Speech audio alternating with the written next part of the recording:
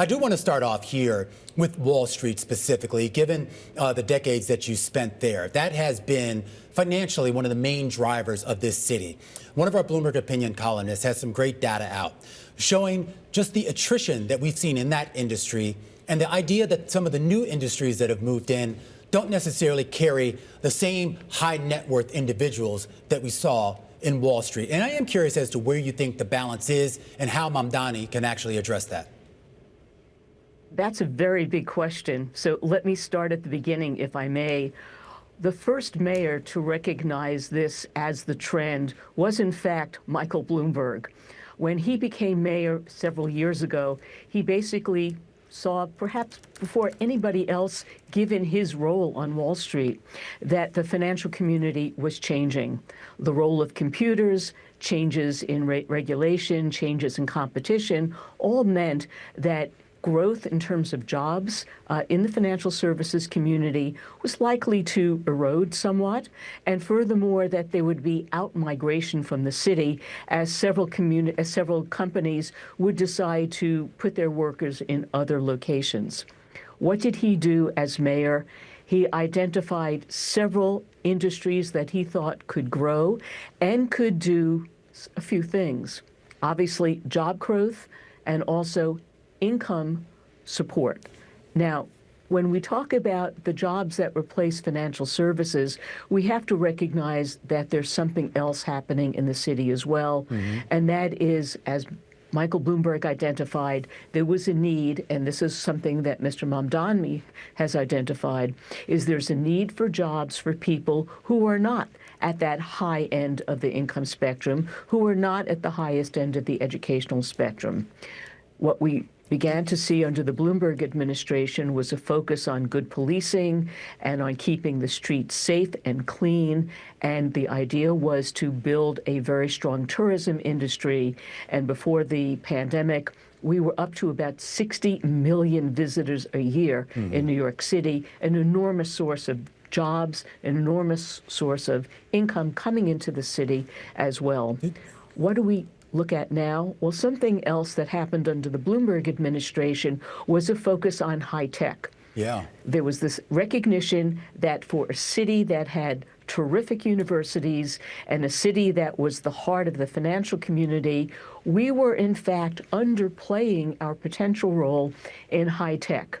Among the things that the Bloomberg administration did was to create a brand new university right in the heart of the city called Cornell Tech. Yeah. And the idea was to be a magnet for the best graduate students around the country and the world to focus in on high tech. And in fact, right now, Cornell Tech is one of the leaders in things like AI and in a number of other important categories that will create jobs and income going forward. And by the way, Cornell Tech has already created hundreds of new companies for the city of New York. Absolutely, too. And just a reminder to our viewers, if it's not obvious, Michael Bloomberg, of course, is the founder and owner of the parent company of the network you're watching right now. There's our disclaimer. Of course, also former mayor for 12 years. And now, he's been gone for some time. Abby, we had 8 years of Bill de Blasio, 4 years of Eric Adams, and now at least 4 years of Zohran Mamdani.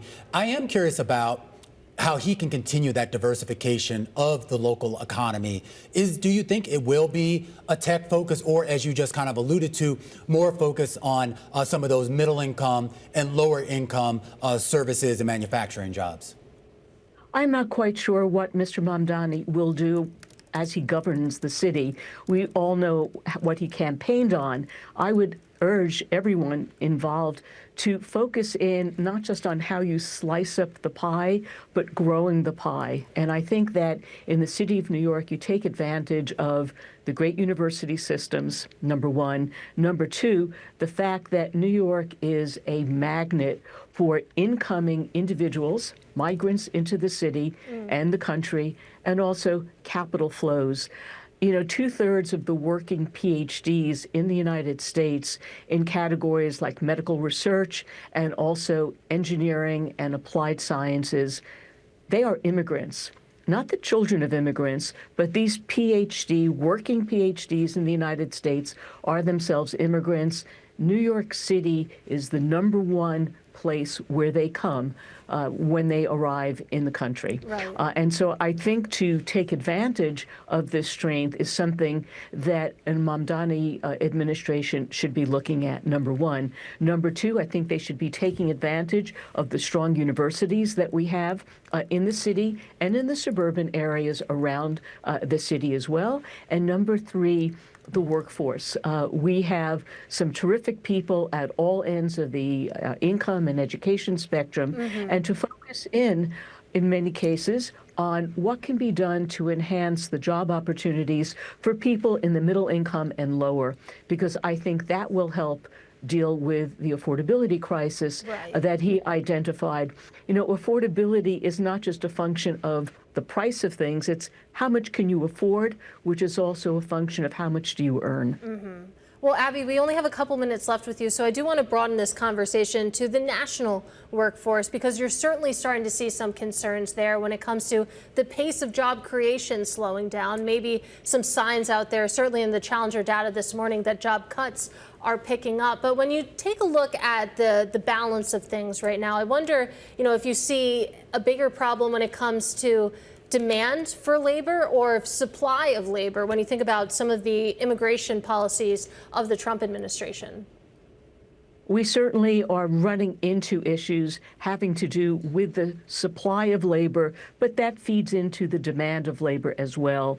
What we know, of course, is that the data that we're seeing from private sources is not nearly as robust as we would be getting ordinarily from the Bureau of Labor Statistics. But we'll have to do the best we can with that limited data information. And what it does show is that larger companies are now beginning to say they're not hiring very much.